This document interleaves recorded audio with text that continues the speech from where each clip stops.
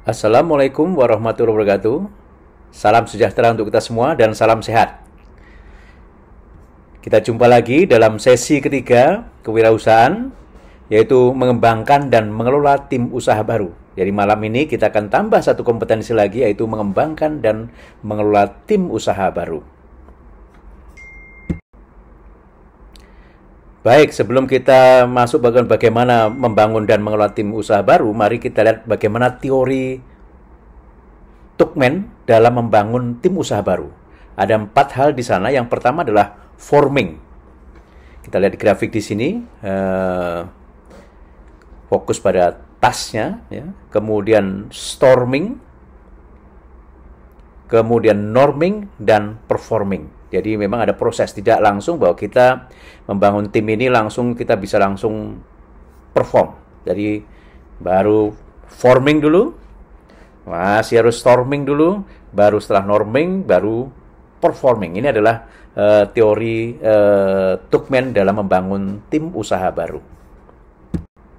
Baik, kemudian apakah ada langkah mengembangkan dan mengelola tim usaha baru ini? Ya, ada beberapa alternatif di dalam mengembangkan dan mengelola tim usaha baru ini. Namun yang menarik ini adalah dari Baringer dan Ireland tahun 2019 yang bisa kita kembangkan, yaitu langkah mengembangkan dan mengelola tim usaha baru. Di sana diidentifikasi ada 5 langkah. Yang pertama adalah mengembangkan rencana staffing. Yang kedua, rekrut, lantik, latih, dan pertahankan tim. Kemudian ketiga adalah memenuhi kewajiban hubungan industrial. Keempat, mengelola staf. Kelima, meninjau kinerja tim.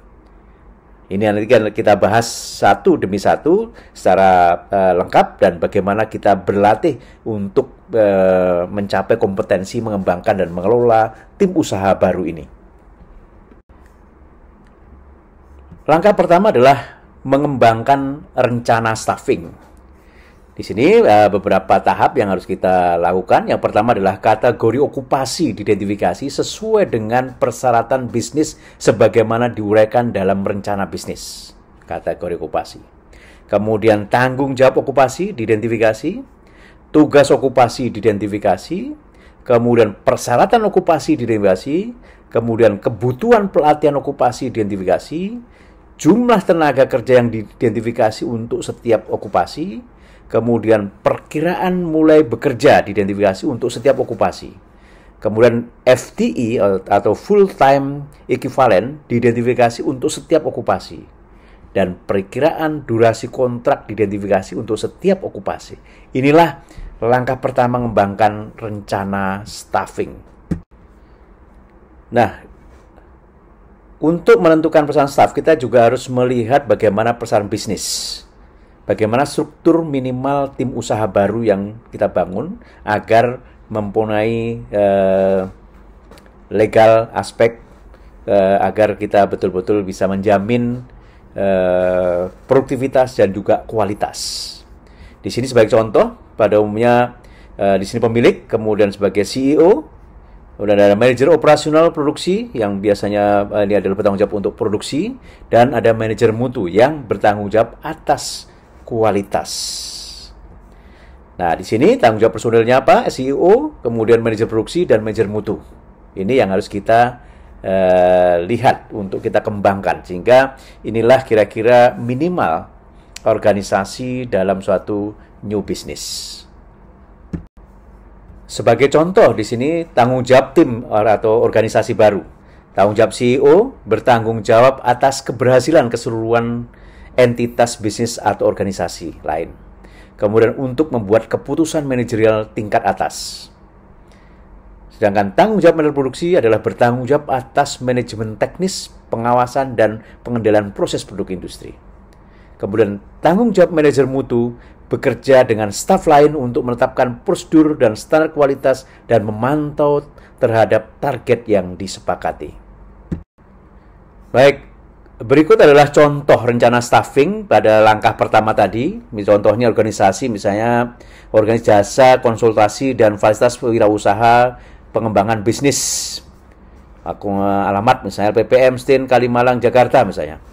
Direktur apa saja tanggung jawabnya, kemudian tugas siapa saja, kemudian persyaratan, kemudian kebutuhan pelatihannya, jumlah tenaga yang dibutuhkan, perkiraan mulai bekerjanya, kemudian full time equivalentnya, kemudian juga perkiraan durasi kontrak. Nah, inilah contoh. Nanti di sini nama-nama okupasinya berapa tergantung dari ini. Tadi adalah sebagai contoh untuk membangun bisnis ini. Kemudian terus di sini ada okupasi termasuk konsultannya, termasuk fasilitator, maka kita lihat bagi tanggung jawabnya, tugasnya, dan seterusnya. Maka inilah contoh suatu rancangan untuk staffing. Baik, langkah kedua adalah rekrut, lantik, latih, dan pertahankan tim berbasis kompetensi. Nah, di sini kita harus mengidentifikasi rencana seleksi dibuat berdasarkan kriteria seleksi kebutuhan bisnis dan persatuan hukum. Kemudian proses seleksi dilakukan sesuai dengan kebijakan dan prosedur bisnis. Kemudian internalisasi induksi anggota tim. Ini yang dilakukan apa saja. Di sini beberapa pilihan yang kita dapatkan dari model dari Baringer dan Ireland ini. Baik, langkah ketiga adalah memenuhi kewajiban hubungan industrial. Yang pertama, hak dan kewajiban di tempat kerja dari pemberi kerja dan karyawan. Yang kedua adalah prinsip hubungan industrial dikembangkan secara positif dan konstruktif. Di sini banyak hak dan kewajiban, mulai dari hak memperoleh upah, hak mendapatkan kesempatan dan perlakuan yang sama, hak mendapatkan pelatihan kerja, hak menempatan tenaga kerja, hak memilih waktu kerja yang sesuai, hak mendapatkan kesehatan dan keselamatan kerja, hak mendapatkan kesejahteraan, hak ikut serta dalam serikat pekerja atau buruh, hak untuk cuti, hak khusus karyawan. Kemudian kewajiban, ada kewajiban ketaatan tentu saja, kewajiban konfidensialitas, kewajiban loyalitas. Kemudian prinsip hubungan industrial dikembangkan, apa saja? Kepentingan bersama, kemitraan yang saling menguntungkan, hubungan fungsional dan pembagian tugas, kekeluargaan, penciptaan ketenangan berusaha dan ketentraman bekerja, peningkatan produktivitas, dan peningkatan kesejahteraan bersama. Inilah langkah kedua yang harus kita lakukan, yaitu memenuhi kewajiban hubungan industrial. Langkah keempat adalah mengelola staf. Ada 4 hal yang harus kita perhatikan. Yang pertama adalah alasan pengembangan staf diidentifikasi. Apakah alasan efisiensi, konsistensi, keluhan, mengatasi kelemahan, dan kepercayaan diri. Yang kedua adalah strategi dan program pengembangan staf dikembangkan. Strategi memberikan kesempatan pada setiap karyawan untuk menyalurkan ide dan gagasan pribadi mereka. Memberikan penghargaan atau reward kepada karyawan, mengadakan program pelatihan bagi karyawan. Kemudian program pengembangan staf, ini pelatihan IDP, Individual Development Plan, dan pengembangan profesi. Yang ketiga, program pelatihan dilakukan. Apakah itu pelatihan induksi, orientasi pekerjaan, in-service education, melanjutkan pendidikan, dan pelatihan untuk fungsi khusus.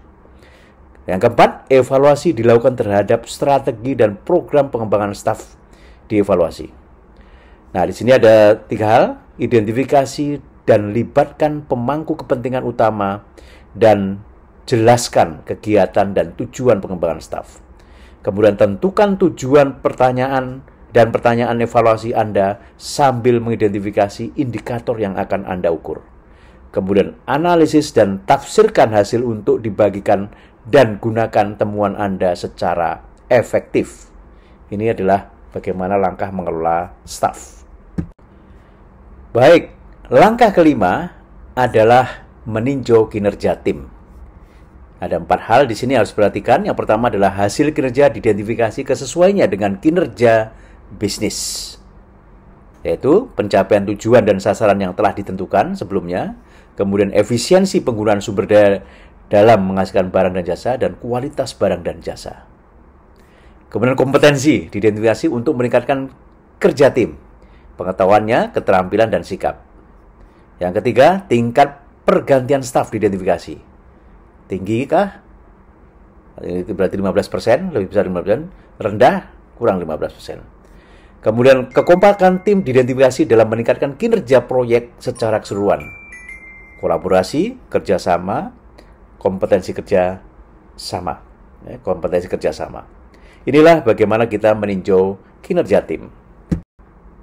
Baik, kita buka kembali buku kerja kita, kerja kewirausahaan ini, bergerak dari sebuah ide menjadi usaha. Mari kita lihat bersama-sama.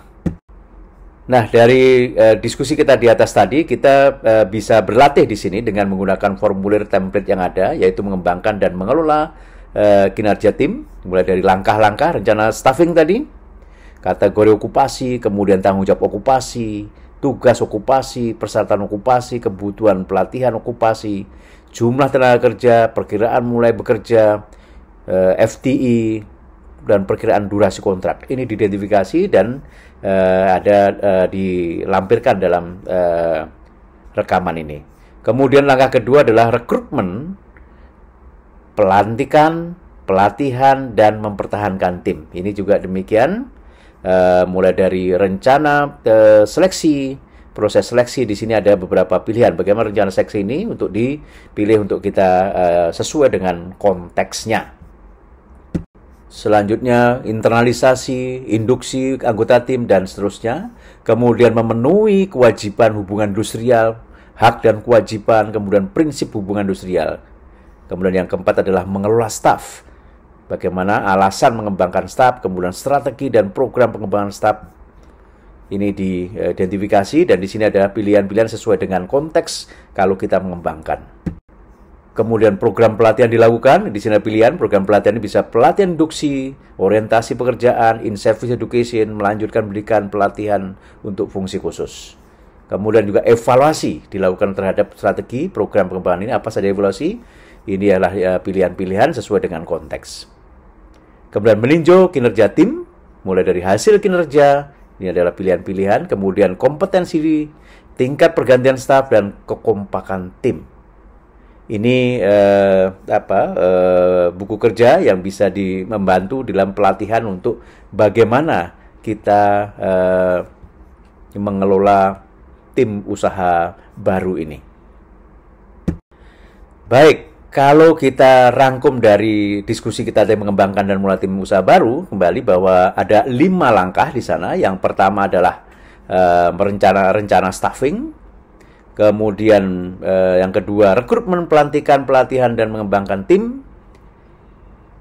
Kemudian memenuhi kewajiban hubungan industrial, mengelola staf, dan meninjau kinerja tim. Masing-masing ada beberapa hal yang harus diperhatikan di sana. Inilah rangkuman dari bagaimana mengembangkan dan mengelola tim usaha baru untuk kita bangun di dalam pengembangan bisnis ini. Baik, kita sudah membahas seluruh langkah yang kita diskusikan tadi mengenai bagaimana kita mengembangkan dan mengelola tim usaha baru. Selamat belajar, berlatih, dan selalu sehat. Terima kasih. Wassalamualaikum warahmatullahi wabarakatuh.